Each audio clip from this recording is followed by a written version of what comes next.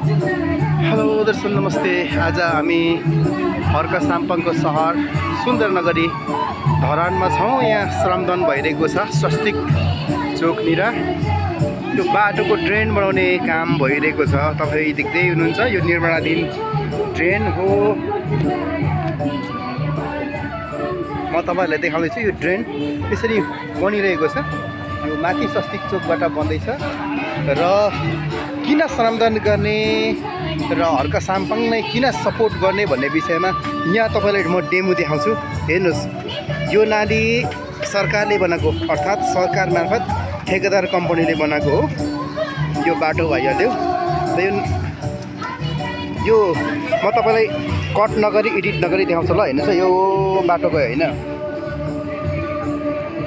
ल यो नाली हेर्नुस्, यहाँ यति धेरै फराकिलो नाली छ। अनि यो हेर्दै जानुहोस् है तपाईँ। म क्यामेरा घुमाउँछु तपाईलाई र अब यहाँबाट हेर्नुहोस्।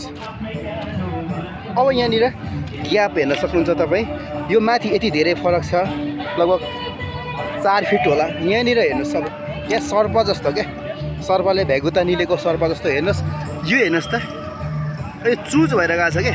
हुन्छ नि, सर्पको पुछार हो यो चाहिँ। ल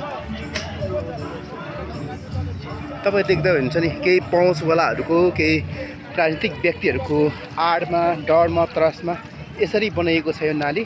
त्यही भएर पनि हर्का साम्पाङलाई किन साथ दिने भन्ने चाहिँ यो हो। एकातिर यसकै शिरतिर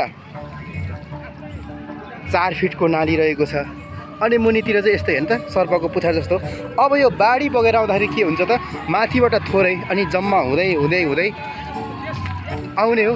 खासमा त एउटै खालको नाली हुनुपर्छ होला नि दर्शकबिन, हैन र?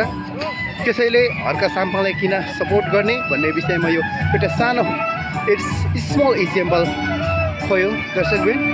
र यो श्रमदान स्थल रहेको छ, मैले भनिसकेँ स्वस्तिक चोक। हेर्नुहोस्, यहाँ श्रमदान यति रमाइलो छ। हेर्नुहोस्, धरानमा जुम्बा यही हो। ल हेर्नुहोस्,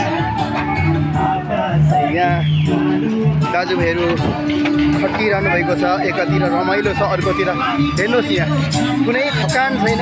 यहाँ काम गर्ने, नाच्न जाने, आराम गर्ने, पानी पिउने। ल हेर्नुहोस् त साथीहरू,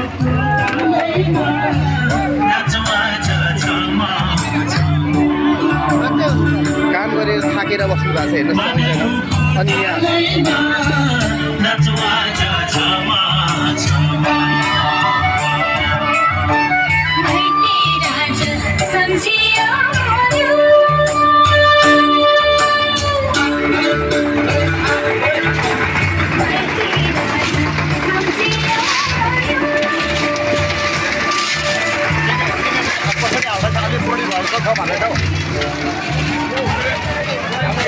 ल हेर्नुहोस् दर्शकबिन, काम द्रुत गतिमा भइरहेको छ।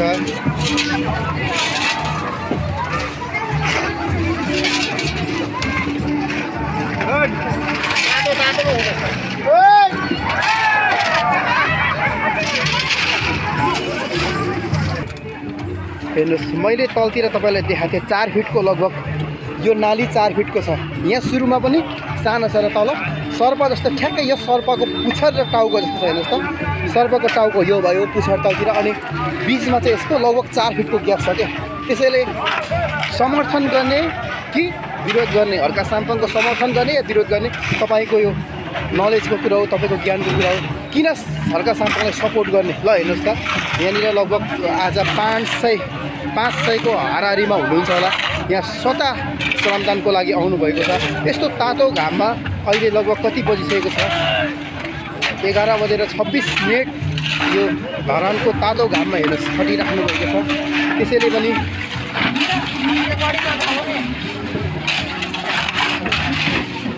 पनि हेर्नुहोस्, एकजना सही मान्छे ठाउँमा पुग्यो भने ढुङ्गाको सिङ्गापुर हिरा बन्न सक्छ।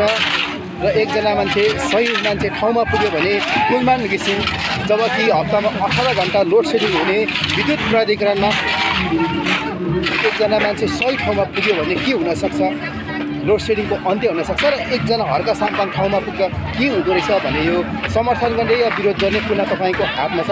धन्यवाद। म पनि काम गर्न चाहन्छु, काम गर्न आएको मान्छे, म पनि काम गर्नुपर्छ।